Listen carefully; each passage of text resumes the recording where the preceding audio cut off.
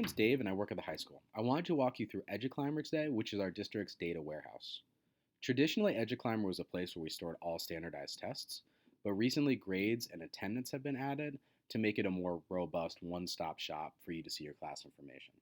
There's also demographic information you can add to the test scores, ethnicity, IEP information, gender, and so on. That's available through PowerSchool, but once again, the idea is kind of a one-stop shop.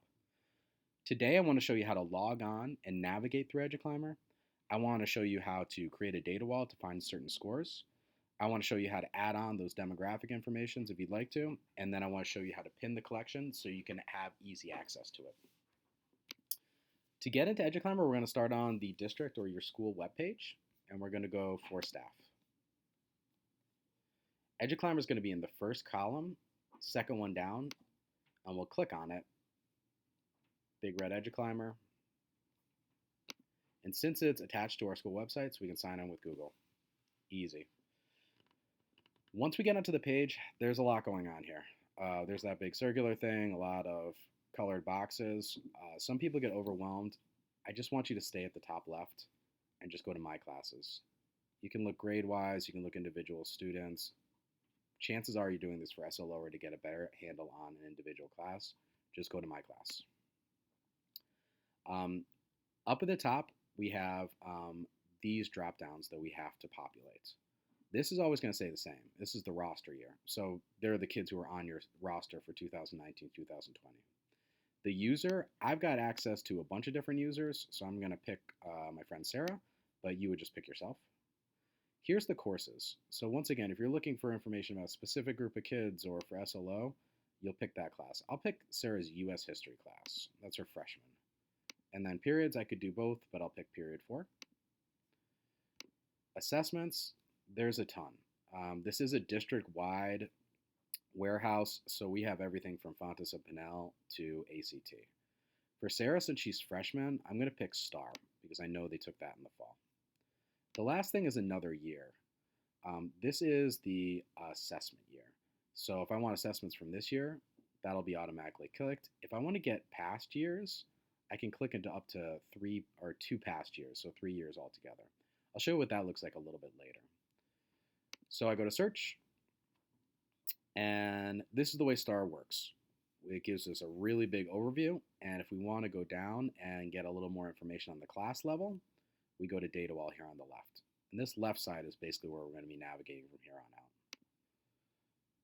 So data wall, and what I have is, you would have student names. I just have the numbers here because I turned it top secret mode. And we have their testing scores. So the nice thing about EduClimber 2 is for any given assessment, it'll tell you if they are beginning in the red, if they're developing in the yellow, if they're proficient in the blue, and then if they're advanced in the green. I think this is really good just to give you an idea of where the kid's skills level's in. Putting that together with your formative assessments, you can get a really good handle on what the next step for the particular individual is. I mentioned you could put demographic information on that. How you do that is you go up here to extras and you drop down here on this little tag thing. If we go to columns, because we're going to add an extra column, we can add in demographics. So once we do that, nothing really changed. It resorted it. But what we have is now we have gender, ethnicity, we have any disability, we have ELP level. All that information is there for us. So once again, just giving us kind of more robust picture. We have test scores, we have demographic, we got kids, we got classes.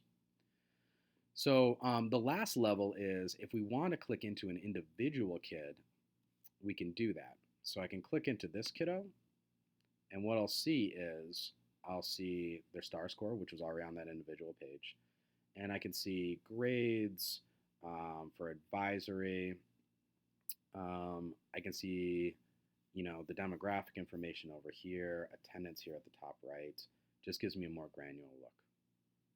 Now, if I want to navigate back to that page I was on before, we're not going to hit the back. EduClimber gets really mad if you do that and says, do you want to leave page? And you don't want to log out of EduClimber. We're just going to go back to My Class. That's right there for us.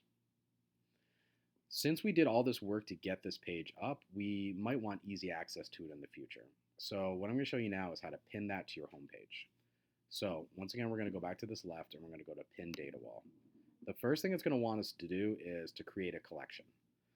These are collections that have been created by other people, and I can see all of them.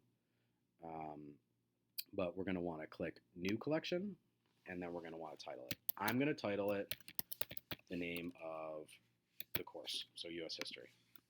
And then once again, it'll make me do this, otherwise it won't let me go forward. And then create. Let me fix that.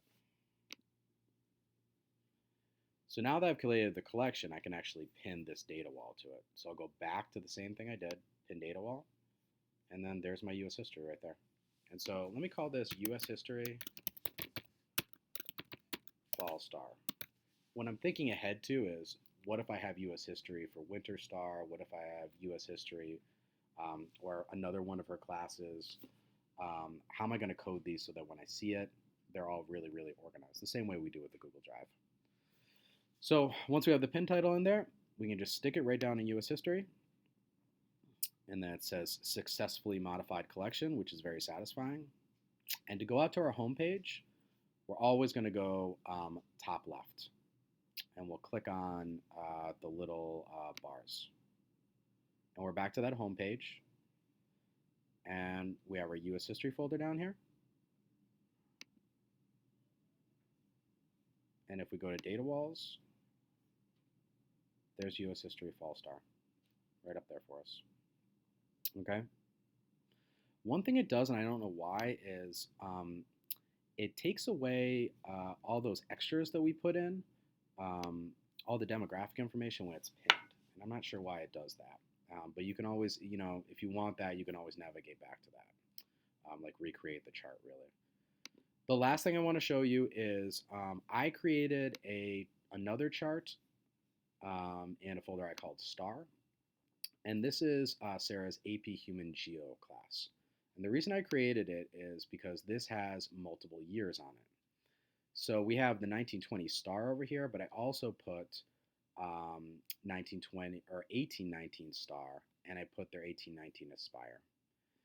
So some people really like this because you can kind of see trends here. You can see a kid who was in the green here, that's interesting, and then is falling off a little bit. You can see a kid who was advanced is now proficient. You can just sort of see these trends over time. And the way I did that was when I went up to the class, I clicked into multiple assessment years and I clicked into multiple assessments. That's all I did. Some people really like that. Some people think that it is a little bit too much of information. So this is a kind of a basic primer on EduClimber. It's a really great tool to get a handle on like the big picture of your class. I think it's especially powerful, or it's really only powerful, if you put it together with the information that you know about your students as their instructor. And if you have any questions, please let us know. Thank you.